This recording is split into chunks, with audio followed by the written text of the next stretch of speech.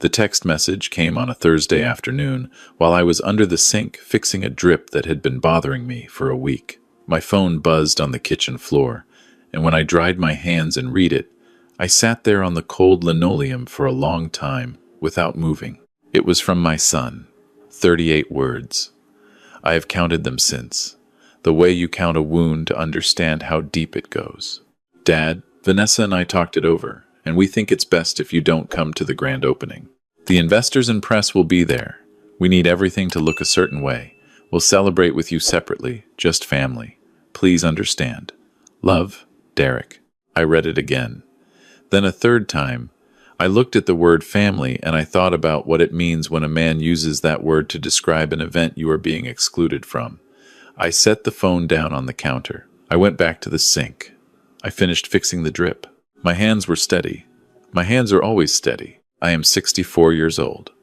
My name is Robert Merritt, though everyone has called me Bob since I was 9 years old, standing on a loading dock in Cleveland helping my father unload freight on weekends. I have a face that looks like it was left out in the weather too long, a gray beard that my late wife Margaret used to trim with kitchen scissors while she laughed at me for sitting still, and a 2001 Ford Ranger that I bought used and have driven for 22 years because it runs, and I do not believe in replacing things that still work. To the people who did not know me, I looked like a retired handyman, a man whose best days were the days he did not complain about his knees. To my son, apparently, I was something to be explained away. Derek had always been a good kid, quiet, serious, the kind of boy who took apart radios to see how they worked and put them back together perfectly. He wanted to be a chef from the time he was 12 years old, and I never once told him that was a bad idea. I worked double shifts at the warehouse so I could send him to culinary school in Nashville. I drove 8 hours each way to be at his graduation. I sat in the bleachers in a sport coat that was too tight, and I cried in a way that embarrassed me, and I did not care. Then he met Vanessa. She was beautiful and sharp, and she had grown up in a house where the floors were marble, and the wine at dinner cost more than my grocery budget. She was not a bad person, I told myself, for the first 2 years. She was just from a different world, and she looked at mine the way a person looks at something stuck to the bottom of their shoe. The comments started small. A raised eyebrow when I showed up to Sunday dinner in my work clothes because I had been fixing a fence post all morning. A tight smile when I told a story about the old neighborhood. A whispered conversation with Derek in the kitchen that stopped when I walked in. Then one Christmas, she asked me, very politely, if I would mind parking my truck around the side of the house because her parents were coming, and the street out front was already a little crowded. I parked it around the side. I did not say a word. Derek noticed none of it, or chose not to. He was building his dream. His first restaurant, a small Italian place he called Merritt's, had done well enough that he and Vanessa were opening a second location. This one was going to be different. Bigger, upscale. The kind of place with a custom wine cellar and a tasting menu that changed every week. They had investors from the city. They had press coverage lined up. They had done profiles in 2 regional food magazines. Vanessa had redesigned her entire Instagram presence to document the journey. She called it Elevate. The name always bothered me in a way I could not quite explain. What Derek did not know, what neither of them knew, was that the funding for Merritt's had not come entirely from the small business loan his bank approved. 3 years ago, Derek had come to me with his first business plan. His eyes were lit up the way they had been when he was 12 years old with those radios. He needed $40,000 to cover the gap between what the bank approved and what the build-out actually cost. I gave it to him, not as a gift, as an investment, quiet and legal, through an LLC my attorney had set up years before. I was a silent minority partner. Derek thought I was just a co-signer on one document. He thought the money had come from a refinancing I did on the cabin. He never asked too many questions. He did not want to feel like he owed his father more than he already did. I understood that. I let him believe what he needed to believe.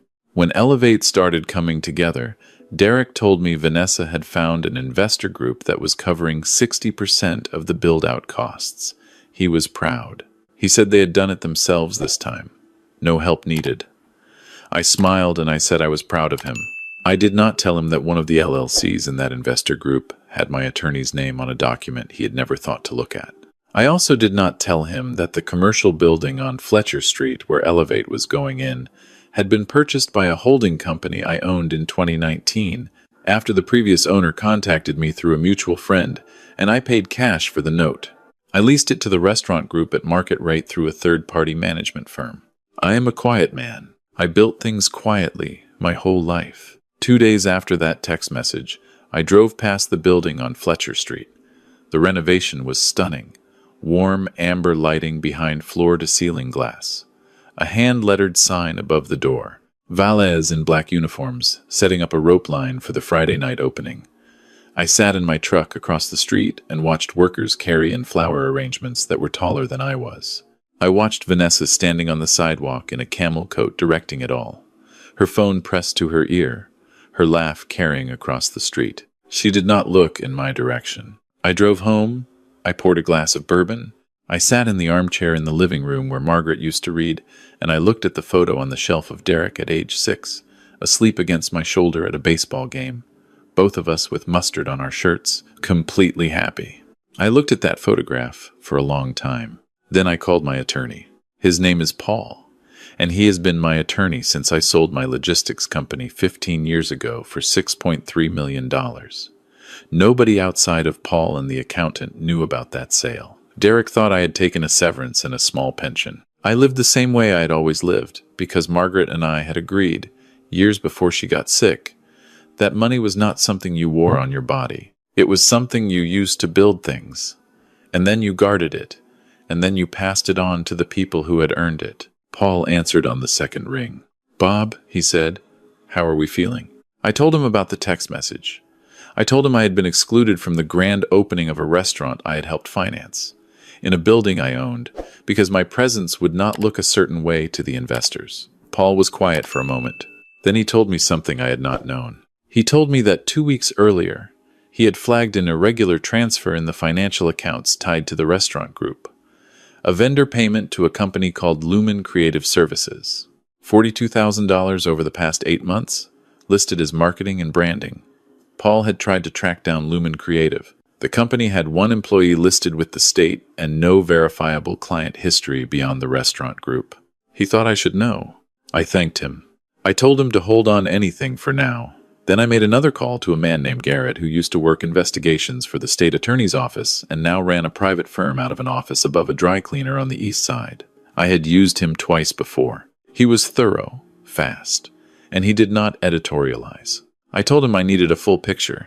Everything. 4 days later, a manila envelope appeared in my mailbox. I opened it at the kitchen table with my reading glasses and a cup of coffee. I read it slowly, the way you read a report on a building you are considering buying. Calmly, carefully, looking for the structural problems. The first pages were standard. Vanessa's background, her education, her employment history before she married Derek. Nothing alarming. She was smart and well-connected and had worked in hospitality management before deciding to go into business with my son. Then I turned to the section Garrett had labeled Current Associations. The $42,000 in payments to Lumen Creative Services had gone to an account controlled by a man named Christopher Hale. He was 31 years old. He listed his occupation on social media as a freelance brand strategist and entrepreneur. His most recent verifiable income before the Lumen payments was a bartending job he had quit 14 months ago. He lived in a renovated loft apartment downtown. He drove a leased Range Rover.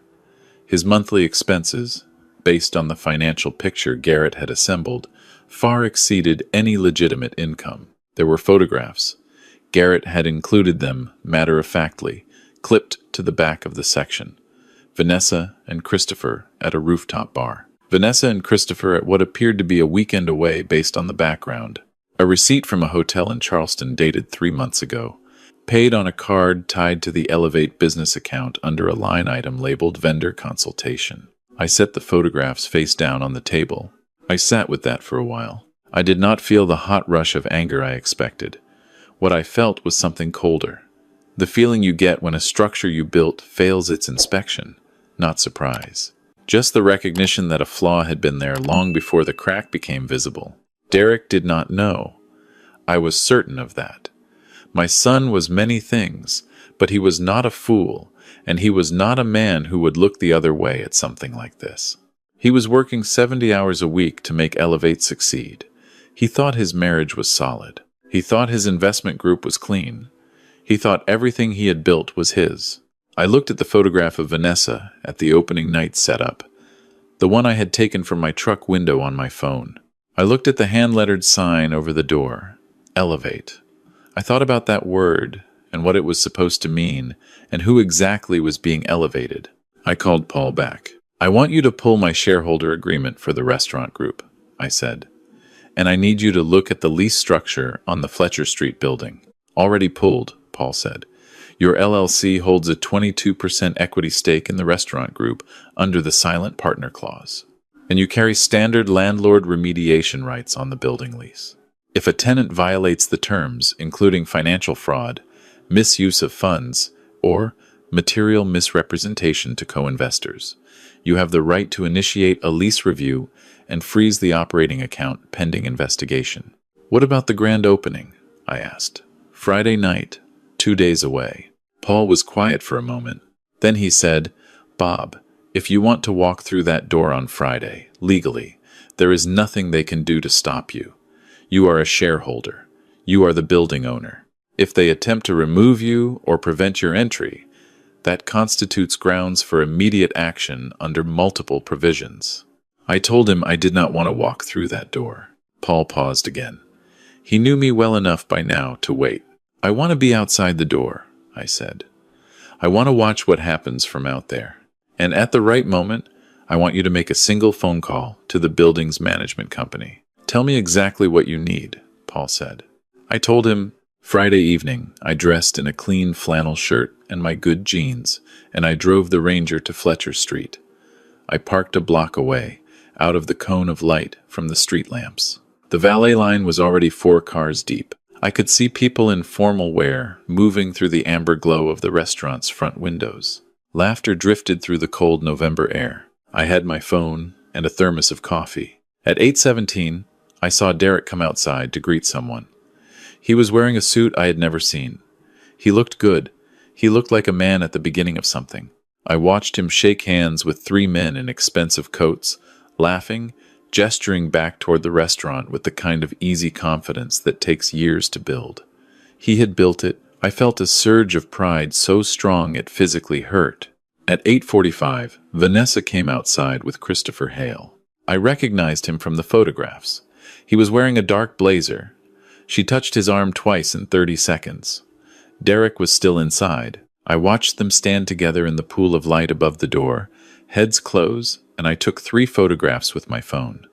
Not because I needed them, but because a builder always documents before demolition. I sent the photos to Paul with a 1-line message. Give it 20 minutes, then make the call. I poured coffee from the thermos. The night air was sharp and clean. I watched the valet's moving cars. I watched guests arrive, people whose names Derek had mentioned to me over the past year, the investors he was proud to have, the food critic from the regional paper, a couple of local restaurateurs he admired. My son's dream was fully lit and fully alive, 30 feet from where I sat. I took one more sip of coffee. Then my phone buzzed. Paul, call made. Management company contacted. Lease review flag initiated. I watched the window. For 4 minutes, nothing changed. The amber light stayed warm. The laughter continued. The valets kept moving. Then I saw it. A man in a gray suit, the building's property manager, a man named Arthur who had worked for my management company for 6 years, pushed through the front door. He moved with the particular purposefulness of someone who does not want to be there but has no choice. He went directly to the front of the room. I could see him through the glass, speaking to someone I could not identify. And then the someone was pointing toward the back where I assumed Derek was. Derek appeared from the kitchen. I watched his face through the window as Arthur spoke to him. I watched the expression shift. The confidence drained out of it slowly, the way water drains from a level. He shook his head once. Arthur opened a folder. Derek took the papers. He read them, standing there in the middle of his grand opening in his good suit, and I watched him go completely still. A man goes still like that when the ground disappears. The room noticed. The conversations paused in clusters, rippling outward from Derek the way silence spreads when something is wrong. Vanessa appeared from the side of the room. She reached for Derek's arm. He stepped back from her. Just one step, but I saw it. I got out of the truck. I walked down the block, and I stood on the sidewalk outside the window. The valet looked at me, an older man in flannel, standing in the cold, and started to say something. I showed him the document Paul had messengered to me that afternoon, the one with the property management letterhead, confirming my right of access to the building as the owning entity. The valet read it twice and stepped aside. I pushed the door open. The warmth hit me first, and then the smell of the food, something with rosemary and browned butter that Derek had told me about 6 months ago when he was testing the menu, and then the sound of the room, which had gone very quiet. Derek saw me. He was still holding the papers Arthur had given him. His face was the face of someone doing math they do not want to finish. He looked at me, standing in the doorway in my flannel shirt, among 50 people in formal wear, and something crossed his expression that I had not seen on my son's face since he was a boy, and had broken a window and had to come tell me about it. Not fear. Something closer to shame, but pointed in a direction he was only beginning to understand. "Dad," he said. His voice cracked on the single syllable. I walked toward him. The room stayed quiet. Vanessa was 3 feet to his left, and she had gone pale in a way that had nothing to do with the lighting. Christopher Hale was near the bar, and he was looking at the exit. I stopped in front of Derek. I put my hand on his shoulder. "I know," I said quietly. "I know, and we are going to get through it." He looked down at the papers in his hand. Lease review. Pending investigation into financial irregularities.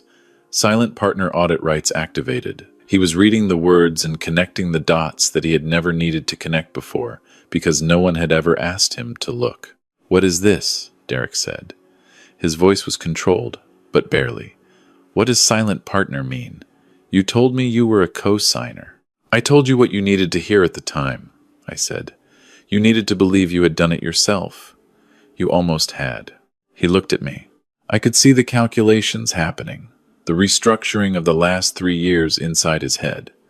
The $40,000 for the build-out, the investor group, the building lease that had always been handled by a third-party management firm he had never met in person. "You," he said. "The building." I nodded. "All of it?" "Not all of it," I said, "but enough of it. Enough to know what has been happening with the accounts." I watched him turn to Vanessa. He did it slowly. The way you turn towards something you already know is going to hurt. She opened her mouth. The words she had prepared, the deflection, the reframe, the explanation that had probably sounded airtight at 2 in the morning when she rehearsed it, none of them came out, because Derek's face had changed. The math was done. He had run the numbers on 8 months of Lumen Creative Services, and the Range Rover, and the hotel in Charleston, and the $42,000 that had gone somewhere it was never supposed to go. And the answer was not a number. It was a person standing too close to the bar pretending not to be involved. Derek said Christopher's name. Just his name, nothing else, in the flattest voice I had ever heard from my son. Christopher Hale set his glass down and left through the side door. He did not run. He walked quickly and quietly like a man who had practiced that exit. The room watched him go. Nobody stopped him. The food critic from the regional paper put down her pen. The investors began standing up. I recognized the look. I had been in enough boardrooms to know when men in expensive coats are calculating their exposure. 2 of them were already on their phones by the time they reached the door. They did not say goodbye to Derek. They did not have to. Arthur, the property manager, was still near the back. He caught my eye and gave a small nod and slipped out through the kitchen.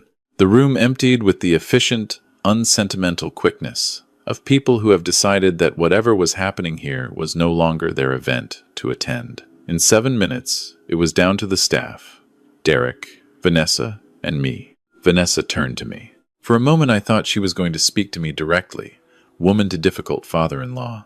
The way she had always managed our conversations, controlled, slightly elevated, projecting the authority of someone who had always had the upper hand.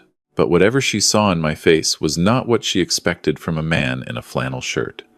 She looked, for the first time since I had known her, genuinely uncertain. "Derek," she said, his name only, reaching for him. "Don't," he said. And in that single word I heard Margaret's stubbornness, the kind that did not raise its voice because it did not need to. He looked around the restaurant, the rosemary and browned butter still warm in the air, the hand-lettered menus on each table, the custom wine cellar he had designed himself along the far wall. He had built all of this. He had done that part. That part was real. He walked to the front door and held it open. "Vanessa," he said, "get your things." "I want to explain," she started. "You can explain to the accountant," Derek said, "and then to the attorney. Get your things." She picked up her coat.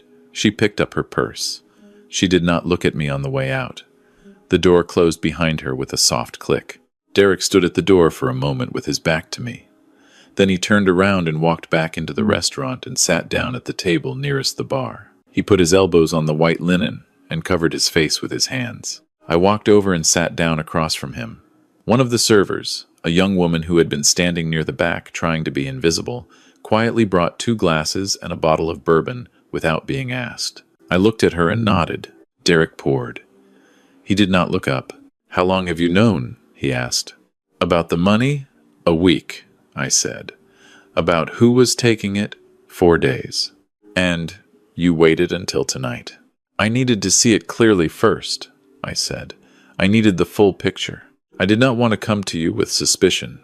I wanted to come to you with facts." He was quiet. He turned his glass in a slow circle on the tablecloth. "Why didn't you tell me you were the silent partner?" he said. "When I told you about the investor group, when I thought we had done it on our own? Because you needed to believe that," I said again. "And it was mostly true. I gave you the seed.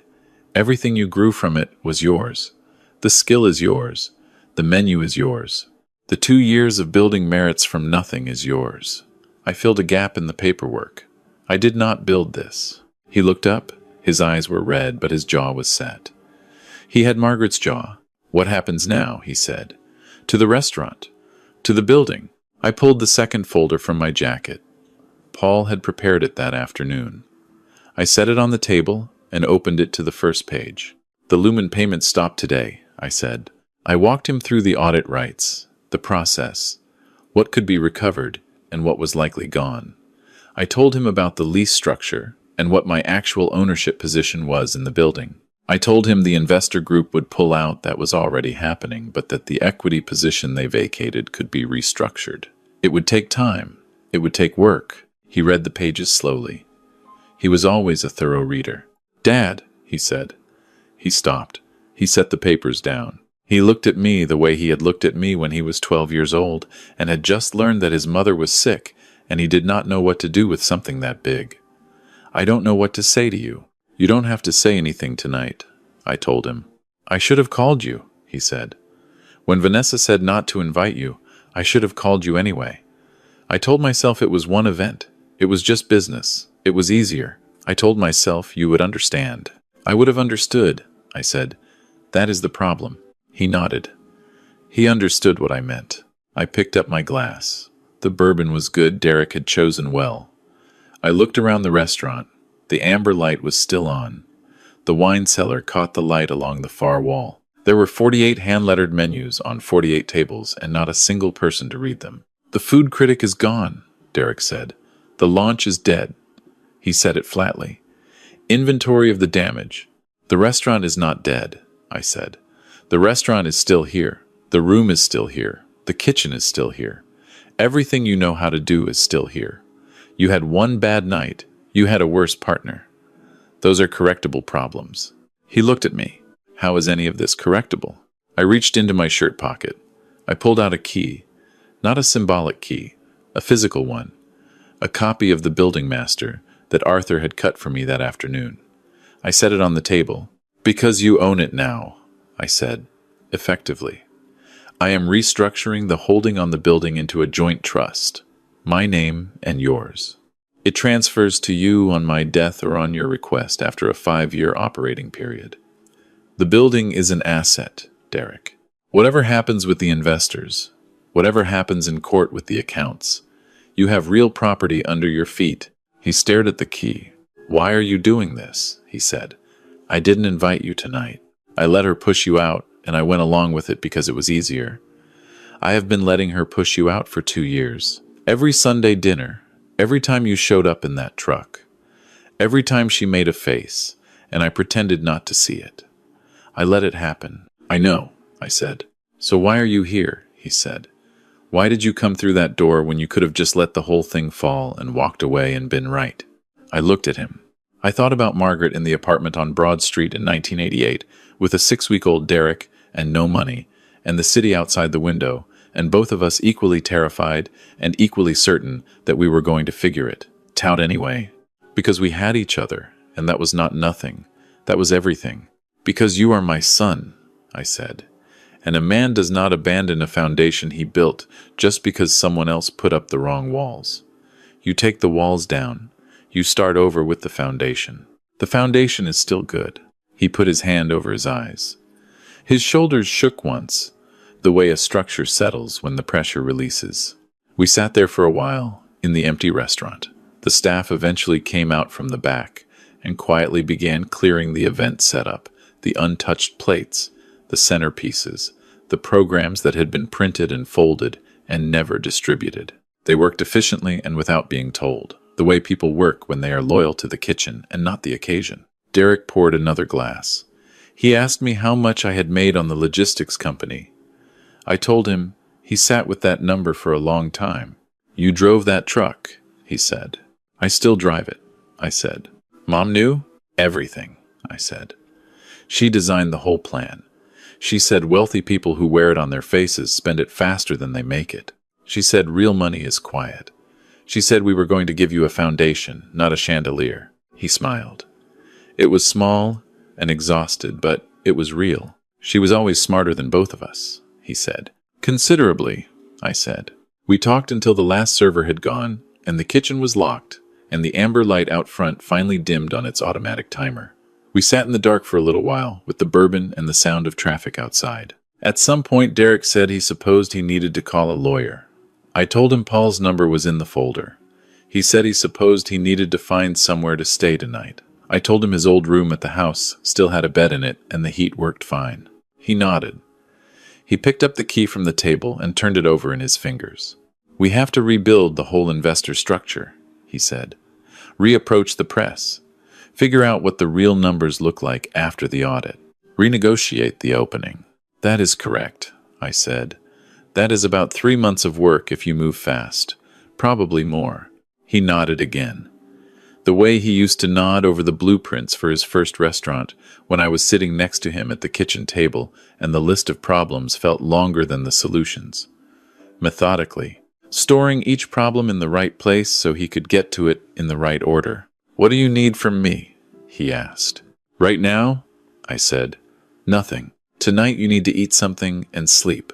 Tomorrow I will come to the restaurant in the morning. You are going to walk me through the full financials, everything you have access to, and we are going to figure out the real shape of this thing. Not the shape Vanessa described to you, the actual shape. Okay, he said. And Derek. He looked at me. I want you to look at the menu, I said. The tasting menu. The one you designed. I want you to walk me through every dish and tell me why you chose it.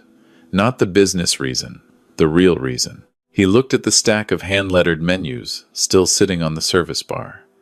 After a moment, he stood up and walked over and picked one up. He brought it back to the table and sat down and opened it under the low light from the bar. He started from the beginning. He told me about the roasted beet dish and how he had first made it for Margaret in the hospital on one of her better days, bringing the components in separate containers and assembling it on the rolling tray table, and how she had eaten the whole thing and said it was the best thing she had ever tasted, and he had never been sure if she meant it or was being kind. He told me it did not matter. He put it on the menu because either way it meant something. I listened to every word. He talked for nearly an hour, course by course, and by the time we walked out of Elevate into the cold night air, he had the menu tucked under his arm and the key in his jacket pocket and something in his posture that had not been there earlier, a quality I recognized from the man I raised. The quality of someone who knows that the problem is real and the problem is manageable, and they are going to be the one to manage it. I drove him back to the house in the Ranger. He did not make any comments about the truck. The months that followed were not easy months. They were working months. The audit recovered 31,000 of the 42,000. The remaining 11 was gone, in ways that would take longer than the money was worth to chase. The investor group pulled out entirely, and Derek spent 8 weeks rebuilding a new equity structure with 2 partners he had vetted himself. People who had eaten at Merritt's and believed in the kitchen. He filed for a legal separation in January. He told me once, flatly, that it was the least complicated part of everything that had happened. Vanessa did not contest much. She had her own problems to deal with, none of which were my business. Derek lived in his old room for 6 weeks. He was up before I was every morning. He cooked breakfast sometimes. He was quiet in the way he had always been quiet, turning the problems over in his mind. But he talked to me at the kitchen table in a way he had not talked to me since before he was married. He told me about the food, which I understood only partially. He told me about the business decisions, which I understood well. He told me once that he did not understand how I had watched Vanessa edge me out of his life for 2 years without ever saying anything about it. I told him that I had learned from Margaret that you cannot tell a person what to see. You can only stay in the room until they are ready to look. He thought about that for a while. Then he said, "I'm sorry, Dad," not as a formality. He said it the way you say something when you mean it precisely and have already spent time measuring the weight of it. I told him I knew. I told him the account was settled. Elevate reopened on a Thursday in April. No press event, no investor gala, no rope line. Derek sent me a text message that morning with a single line. "Opening for dinner at 6. Reservations full. Your table is at the bar." I wore a clean flannel shirt. I drove the Ranger. He was behind the pass in the kitchen when I came in, calling tickets in the calm, clipped way that meant the kitchen was running well. I sat at the bar, and a server brought me a small glass of something cold that Derek had poured for me himself. The beet dish came out first, assembled carefully on a plate that was understated and right. I ate every bite. Later, near the end of service, Derek came out of the kitchen and sat beside me. He was still in his chef's coat, the one that said "Elevate" above the chest pocket. He was tired in the specific way of a man who has done good, hard work, and knows it. "The critic came back," he said. "She was at table 7. "I know," I said. I watched her eat. He looked at me. One corner of his mouth moved. "You're going to tell me you saw that from the parking lot?" "From my truck," I confirmed. "Windows down." He shook his head. He was smiling. From across the restaurant, the server who had brought the bourbon the night of the failed opening passed by and caught Derek's eye and gave him a small thumbs up. He nodded back. I looked around the room. Every table occupied. A low hum of real conversation, the kind that happens when the food is good enough that people forget to perform. The wine cellar along the wall, lit from inside, doing exactly what Derek had designed it to do. I thought about a loading dock in Cleveland when I was 9 years old. I thought about Margaret in a studio apartment with a baby and no money, and the absolute certainty that we were going to be fine. I thought about what it means to build something, not to own it, not to display it, but to lay the frame and pour the concrete and step back and let someone else make it into something you never could have imagined. The sign outside said "Elevate." I had never fully understood the name. Sitting there in my flannel shirt with the bourbon and the beet dish and my son beside me in his chef's coat, I thought I was beginning to. Not every building that comes down should stay down. Sometimes the demolition is just the clearing of the ground. Sometimes the most important thing a man can do is stay close enough to hand his son the tools when the foundation is finally ready. I picked up my glass. Derek picked up his. We did not make a toast. We did not need to. The evening went on around us, warm and alive, and neither of us said another word for a long time. Before I tell you whose side you are on, drop a comment below. And if you have ever stayed quiet to protect someone who hadn't earned it yet, hit like. You know exactly what I mean.